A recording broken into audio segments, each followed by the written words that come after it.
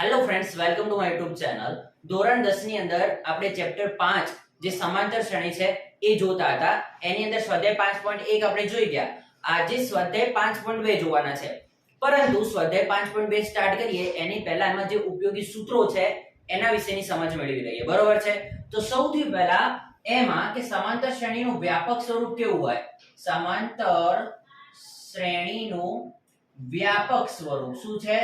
વ્યાપક સ્વરૂપ કેવું હોય? તો સમાંતર શ્રેણીનું વ્યાપક સ્વરૂપ આપણે જોઈએ કે a+d a+2d a+3d કે સમાંતર શ્રેણી આ પ્રકારની હોય. બરોબર છે?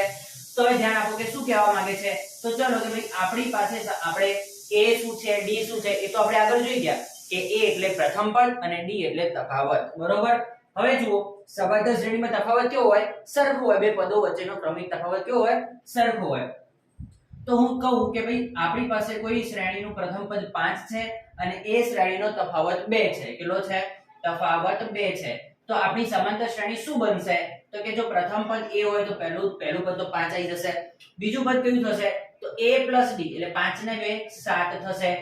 2d નો મતલબ 2 દુ 4 d બરાબર તો 2 છે તો 2 દુ 4 અને 5 ને 4 9 તો ત્રીજું પદ 9 આવશે. a બરાબર 5 અહીંયા 3 દુ 6 તો અહીંયા કેટલા આવશે? 6 ને 5 11. તો આ પ્રકારની સમાંતર શ્રેણી બનશે. તો જુઓ 5 7 9 11 આ શું છે? આ સમાંતર શ્રેણી છે. તો આ થઈ ગયું સમાંતર શ્રેણીનું વ્યાપક સ્વરૂપ. આટલી નોર્મલ વસ્તુ હતી. હવે આગળ જે મેઈન સૂત્ર છે એ શું છે? તો ધ્યાન આપો. સમાંતર શ્રેણી માટે nમું પદ શોધવાનું સૂત્ર. nમું પદ શોધવાનું સૂત્ર શેના માટે? nમું પદ શોધવાનું સૂત્ર. nમું પદ શોધવાનું સૂત્ર શું છે? an બરાબર a plus n minus 1 into d. બરાબર? આ આપણું nમું પદ શોધવાનું સૂત્ર છે. શું કહેવા માંગે છે? તો અહીંયા સમજો. તો ધારો કે આપણી પાસે કોઈ બે સમાંતર શ્રેણી છે 1 2 3 4 ડેશ ડેશ ડેશ અને બીજી એક છે 5 10 15 20 ડેશ ડેશ ડેશ. બરોબર? આપણી પાસે કોઈ બે સમાંતર શ્રેણી છે. હવે એમાં આપણને સૂત્ર શું છે? તો કે an બરાબર a plus n minus 1 into d. એનો મતલબ કે સમાંતર શ્રેણીનું nમું પદ શોધવાનું સૂત્ર. હવે nમું પદનો મતલબ શું થશે? કે ભાઈ આપણું જે સમાંતર શ્રેણી છે એમાં હું એમ કહું કે આ પહેલું પદ, આ બીજું પદ, આ ત્રીજું પદ, આ ચોથું પદ, એમ આપણી શ્રેણી કેવી છે? અનંત સુધી જાય છે. તો જો અનંત હોય તો એમાં ઘણા બધા પદ મળે. શાંત હોય તો પણ અમુક પદ તો હોય ચોક્કસ નિશ્ચિત પદો. તો એમાં જો આ શ્રેણીની અંદર હું તમને એમ કહું કે ત્રીજું પદ કયું? તો તમે કહેશો કે ત્રીજું પદ એટલે 3. આ શ્રેણીની અંદર તમને પૂછું કે ત્રીજું પદ કયું? તો તમે કહેશો સર 15. બરોબર છે? પણ હવે હું તમને એમ કહું કે આ શ્રેણીની અંદર 15મું પદ કયું? આ શ્રેણીની અંદર 15મું પદ કયું? 20મું પદ કયું? 100મું પદ કયું? તો જ્યારે આવી કોઈ મોટું પદ કે તો આપણે એને ગણવા તો બેસવાના નથી અહીંયા કે 5 10 15 20 25 30 એમ ગણતા ગણતા આપણે કહીએ કે 100મું પદ આવશે. એમાં તો લાંબી પ્રોસેસ થાય. તો આવી રીતે સમાંતર શ્રેણીની અંદર જો આપણને કોઈ નિશ્ચિત નંબરનું કે 15મું પદ 20મું પદ એ પ્રકારનું પદ શોધવાનું કે તો આપણે કયા સૂત્રનો ઉપયોગ કરીશું? તો આપણે જે આ an બરાબર a plus n minus 1 into d nમું પદ શોધવા માટેનું સૂત્ર છે એનો ઉપયોગ કરીશું. અહીંયા આપણને કહી દે ભાઈ ચલો તમે 15મું પદ શોધો. તો આપણે અહીંયા 15મું પદ તો આપણે કોનો ઉપયોગ કરીશું? a15. તેનો ઉપયોગ કરીશું a15 નો મતલબ શું થાય? 15મું પદ. તો હવે સૂત્રને સમજી લઈએ કે આ સૂત્રમાં કયા કયા પદો છે. તો સૂત્રમાં a એટલે શું? તો કે a એટલે પ્રથમ પદ, એ તો આપણને ખબર છે. d એટલે શું? તો તફાવત, એ પણ ખબર છે. હવે અહીંયા બે વસ્તુ છે n અને an. હવે આ જે n છે અને બીજું છે an, એ બંને શું છે? તો જુઓ an એટલે nમું પદ અને n એટલે પદ ક્રમાંક. અહીંયા મેં તમને કીધું કે ત્રીજા નંબરનું પદ. ધ્યાન આપજો, મેં શું કીધું? ત્રીજા નંબરનું પદ. તો ત્રીજો નંબર, ત્રીજા નંબર ઉપર કયું પદ છે? તો કે 3. અહીંયા ત્રીજા નંબર ઉપર કયું પદ છે? તો 15. તો આ જે ત્રીજો નંબર છે એ પદનો જે ક્રમાંક છે એને શું કહેવાય? એને n કહેવાય. તો અહીંયા n એટલે શું? 3 n એટલે ત્રીજો નંબર તો 3n બરાબર 3 અને હું એમ કહું કે ત્રીજા નંબરનું પદ કયું છે તો અહીંયા શું હશે a3 an મેં કીધું કે n માં નંબરનું પદ એને કયું હશે an તો જો ત્રીજા નંબરનું પદ કહું તો a3 એ નંબરમાં કયું પદ આવેલું છે ત્રીજા નંબર ઉપર કયું પદ આવેલું છે તો કે સર 3 આવેલા છે તો અહીંયા આપણે an બરાબર કેટલા લઈશું 3 લઈશું અહીંયા હું એમ કહું કે ત્રીજા નંબર ઉપર કયું પદ આવેલું છે તો 15 તો an બરાબર 15 તો an નો મતલબ કે જે તે નંબરના સ્થાન ઉપર કયું પદ આવેલું છે બરોબર અહીંયા હું એમ કહું કે ત્રીજા નંબર ઉપર કયું પદ છે તો તમે કહેશો સર 15 ત્રીજા નંબર ઉપર 15 છે તો an બરાબર 15 વાસ્તવમાં જે n છે એ શું છે પદ ક્રમાંક છે તો કયો નંબરનું પદ છે 15 છે કયા નંબરનું પદ છે તો કે ત્રીજા નંબરનું છે તો n બરાબર કેટલા આવે n બરાબર 3 આવે કેટલા આવે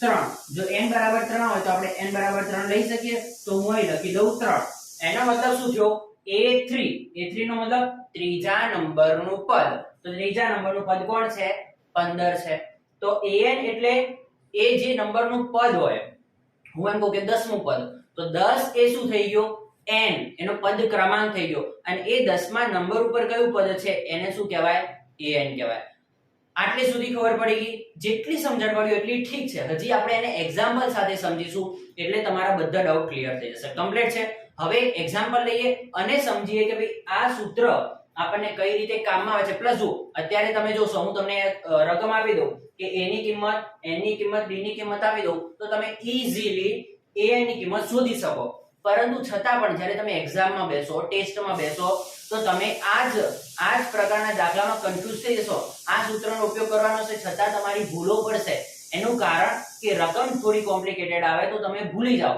કે ભાઈ an કોને લેવાના હતા ને an કોને લેવાના હતા બરોબર છે પરંતુ આપણે જ્યારે એક્ઝામ્પલ સાથે સમજીશું એટલે તમારા ડાઉટ ક્લિયર થઈ જશે તો ધ્યાન આપો હવે જુઓ આપણે એક રકમ લીધી છે એમાં આપણને શું કીધું છે સમાંતર શ્રેણી 21 18 15 નું કયું પદ -81 હશે અને વળી કોઈ પદ 0 હશે પૂછે છે બરોબર હવે ધ્યાન આપો આપણને શું કીધું છે કે કોઈ સમાંતર શ્રેણી છે કઈ 21 18 15 એમ આગળ ચાલે છે હવે એમ કીધું કે કયું પદ -81 હશે ધ્યાન આપજો શું કીધું છે કયું પદ -81 હશે એનો મતલબ આપણી જે સમાંતર શ્રેણી છે 21 18 15 જો ધીમે ધીમે નાની થતી જાય છે એનો મતલબ કે આગળ જતા એ કઈ તરફ જાય છે ઋણ સંખ્યાઓ તરફ જાય છે બરોબર અને આગળ સુધી ચાલે છે તો આપણને પૂછ્યું કે શું આ સમાંતર શ્રેણીની અંદર ક્યાંય -81 આપણને પૂછે છે કે આ સમાંતર શ્રેણી અંદર ક્યાંય આગળ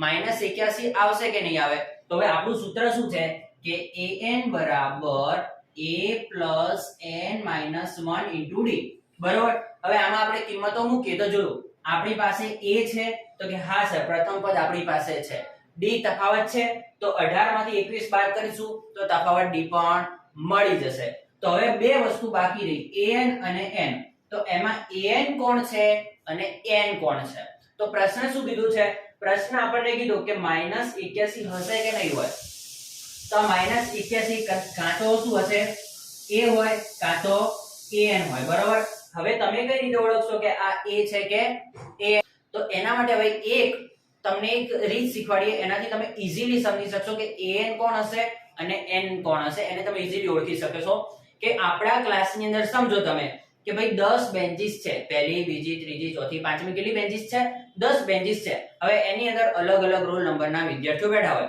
સમજો કે પહેલી બેન્ચીસ ઉપર 5 રોલ નંબર વાળો વિદ્યાર્થી બેઠો છે બીજી બેન્ચીસ ઉપર 10 રોલ નંબર હોય એવો વિદ્યાર્થી બેઠો છે આમ કરતા 10 બેન્ચીસ ઉપર વિદ્યાર્થીઓ બેઠેલા છે હવે હું એમ કહું કે ભાઈ પહેલા નંબરની બેન્ચીસ ઉપર કયો વિદ્યાર્થી બેઠો છે તો કે જેનો રોલ નંબર 5 હોય ત્રીજા નંબરની બેન્ચીસ ઉપર કયો વિદ્યાર્થી બેઠો છે તો 5 10 15 કે જે વિદ્યાર્થીનો રોલ નંબર 15 હોય તો હવે અહીંયા ધ્યાન આપજો બેન્ચીસ કયા નંબરની છે બેન્ચીસ એ ત્રીજા નંબરની છે શું જે બેન્ચ છે એ ત્રીજા નંબરની છે તો એ બેન્ચીસનો ક્રમ એ પદનો ક્રમ ત્રીજા નંબરનું પદ છે એમાં બેઠો કયો વિદ્યાર્થી છે કયા રોલ નંબર વાળો તો કે 15 રોલ નંબર વાળો વિદ્યાર્થી બેઠો છે તો આ જે 15 છે સમજો પહેલું પદ બીજું પદ ત્રીજું પદ તો એ ત્રીજા નંબરના પદ ઉપર જે બેઠો છે એ વિદ્યાર્થીનો રોલ નંબર તો 15 છે, પણ એનો સીટ નંબર, એનો જે સીટ નંબર છે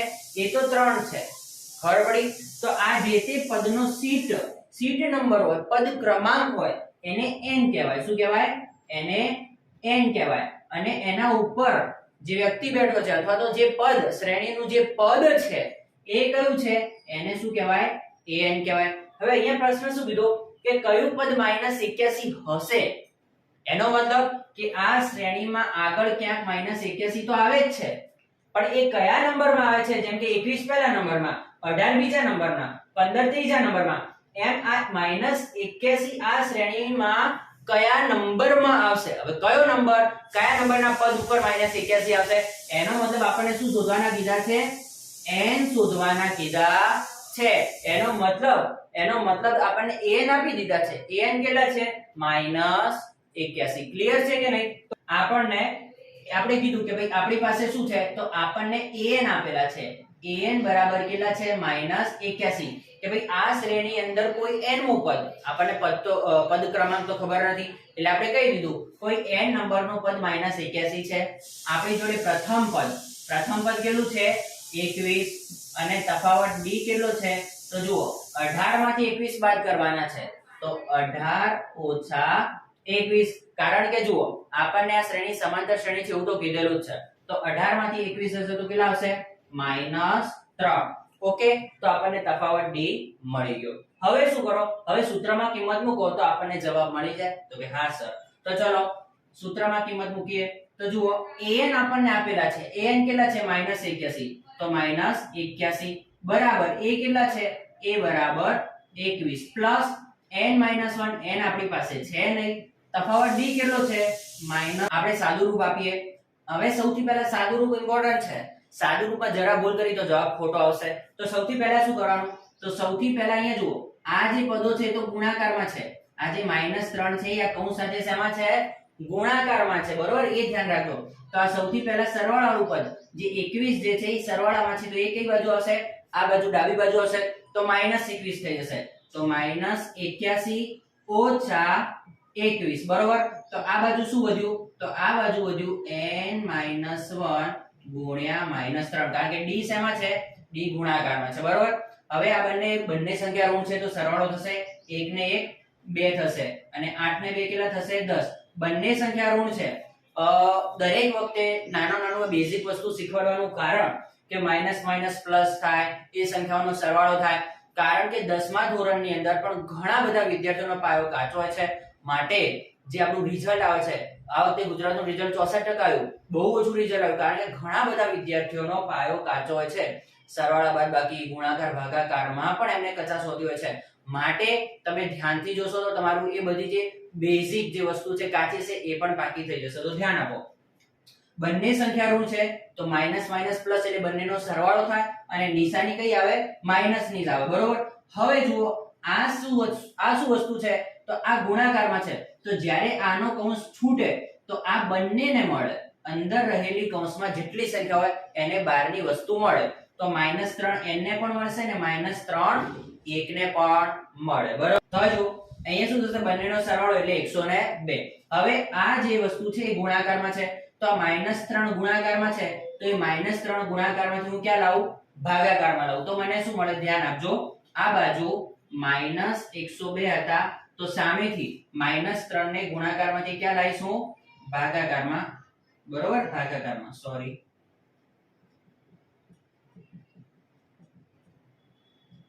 ઓકે. તો -3 ને ગુણાકારમાંથી ક્યાં લાવીશ? ભાગાકારમાં. તો -3 ને ક્યાં લાયા? ભાગાકારમાં. તો અહીંયા શું વધ્યું? n - 1 વધશે. શું વધશે? n - 1. ઉપર નીચે માઈનસ કેન્સલ થઈ જાય. હવે જુઓ 102 ને શું 3 વડે ભાગી શકાય? તો સરવાળો 2 ને 3 વડે ભાગી શકાય. બરોબર, એટલે સરવાળો 2 ને 3 સરવાળો 3 થાય છે, તો એને 3 વડે ભાગી શકાય. 3 તરી 9 અને 3 ચોક 12 કેટલા આવશે? 34 આવશે. તો 34 તરી 102. તો કેટલા આયા? ઉપર આવશે 34 ને આ બાજુ આવશે n - 1. હવે આ -1 આ બાજુ આવે. જુઓ આ શું છે? n - 1 છે, તો -1 આ બાજુ આવે તો શું થઈ જાય? +1 થઈ જાય. તો 34 + 1 બરાબર n. તો 34 ને 1 35. તો n બરાબર કેટલા મળશે? 35 n બરાબર કેટલા મળશે 35 એનો મતલબ પદ ક્રમાંક જે હતો આપણને મળ્યો કેટલો 35 એનો મતલબ કે આ સમાંતર શ્રેણીની અંદર 35મા નંબરમાં કોણ આવશે -81 આવશે કારણ કે આપણે પૂછ્યું હતું કયું પદ -81 હશે તો 35મું પદ -81 હશે તો નક્કી એ કરવાનું કે ભાઈ આ -81 છે એ n છે કે પછી an છે તો આપણે કહી દીધું કે -81 કયા નંબરનું પદ હશે તો કયા નંબરનું એનો મતલબ આપણને n શોધવાના કીધા છે અને an આપેલા છે બસ સૂત્રમાં કિંમત મૂકી સાદું રૂપ આપ્યું અને જવાબ મળી ગયો ક્લિયર થાય કે ના થાય હવે બીજા નંબરમાં આપણને એક પ્રશ્ન પૂછ્યો છે વળી કોઈ પદ 0 હશે શું કે છે શું આ શ્રેણીને ધ્યાન આપજો આ શ્રેણીની અંદર ક્યાંય 0 આવશે કારણ કે જુઓ શ્રેણી ક્રમશઃ ઘટતી જાય છે 21 18 15 એમ નાનું નાનું થતું જાય તો શું ક્યાંય 0 આવશે કે નહીં આવે એનો મતલબ હવે આમાં શું કરવાનું તો હવે 0 આવશે કે નહીં આવે તો આપણે માની લઈએ કે આ શ્રેણીની અંદર 0 આવે છે તો એ શોધી લઈએ હવે શું કીધું કે 0 નંબરનું પદ ક્યાંક તો આવે જ છે પણ કયા નંબર ઉપર આવે એ ખબર નથી n ખબર નથી આપણે પહેલા શું કહી દીધું આ શ્રેણીમાં 0 આવે જ છે શું કીધું આ શ્રેણીમાં 0 આવે જ છે પણ કયા નંબર ઉપર આવે એ ખબર નથી એનો મતલબ કે આપણું an શું બની ગયું 0 કોઈ n માં નંબરનું પદ 0 છે પણ એ કયા નંબરમાં છે એ ખબર નથી તો એ આપણે શોધી લઈશું ક્લિયર છે તો હવે ધ્યાન આપો હવે જુઓ સૂત્રમાં કિંમત મૂકીએ કે ભાઈ an બરાબર a n - 1 * d હવે આપણે શું કીધું કે આપણે કહી દઈએ કે ભાઈ આ શ્રેણીમાં 0 આવે છે કયા નંબરમાં આવે એ શોધી લઈએ તો an બરાબર 0 કોઈ n નું પદ 0 છે a એટલે પ્રથમ પદ એ તો 21 જ રહેશે n - 1 કયા નંબરનું પદ 0 છે એ નથી ખબર તો એને બાકી રાખીશું n - 1 d એટલે તફાવત કેટલો છે આપણો તો તફાવત આપણો ભૂસાઈ ગયો -3 છે કેટલો છે -3 તો -3 છે બરોબર હવે જે રીતે સાદું રૂપ આપતા એ રીતે જ આપવાનું +21 આ બાજુ જશે તો કેટલા થઈ જશે -21 ધ્યાન આપજો અહીંયા પ્લસ છે તો આ બાજુ તો માઈનસ થઈ જાય 0 સાથે બાદબાકી થાય એટલે -21 આવે ગુણાકારમાંથી -3 કે આવશે ભાગાકારમાં આવશે બરોબર તો આ બાજુ શું વધ્યું n - 1 ઉપર નીચે માઈનસ માઈનસ કેન્સલ 3 સિક્કા 21 તો શું મળ્યું આપણને તો ધ્યાન આપો 7 બરાબર n - 1 -1 આ બાજુ આવે તો +1 થઈ જાય અને 7 ને 1 શું થઈ જશે 8 એનો મતલબ n ની કિંમત આપણને કેટલી મળી n બરાબર 8 એનો મતલબ શું નીકળ્યો કે આ શ્રેણીમાં 8મા નંબરનું પદ 0 હશે તો આપણને n શોધવાના n ની કિંમત મળી n બરાબર 8 તો 8મા નંબરનું પદ 0 હશે તો આપણને હવે જો કદાચ હું તમને એમ કહી દઉં કે આ શ્રેણીની અંદર 0 જેમ 0 નું પૂછ્યું એમ તમને પૂછું કે શું -17 એ આ શ્રેણીમાં આવશે કે નહીં આવે તો કોઈ પદ આ શ્રેણીમાં આવશે કે નહીં આવે કઈ રીતે ખબર પડે તો જો તમને આ n ની કિંમત તમને ઋણ મળે શું મળે આ શ્રેણીની અંદર જો તમને કોઈ કિંમત n ની કિંમત ઋણ મળે અથવા તો 0 મળે તો આપણે કહી શકીએ કે આ શ્રેણીમાં એ પદ આવશે નહીં જો અહીંયા n ની કિંમત આપણને ઋણ મળી હોય n ની કિંમત આપણને 0 મળી હોય તો આપણે કહે કે આ શ્રેણીમાં એ પદ આવે નહીં કેમ ના આવે કારણ કે n શું છે ધ્યાન આપજો હવે n શું છે n એ પદ ક્રમાંક છે ધ્યાન આપજો n એ શું છે પદ ક્રમાંક અથવા તો સીટ નંબર શું આપણા ક્લાસમાં કોઈનો રોલ નંબર 0 હોય શું કોઈનો રોલ નંબર માઈનસ માં હોય કે ભાઈ તારો રોલ નંબર -15 તારો રોલ નંબર 0 એનો મતલબ એનો રોલ નંબર જ નથી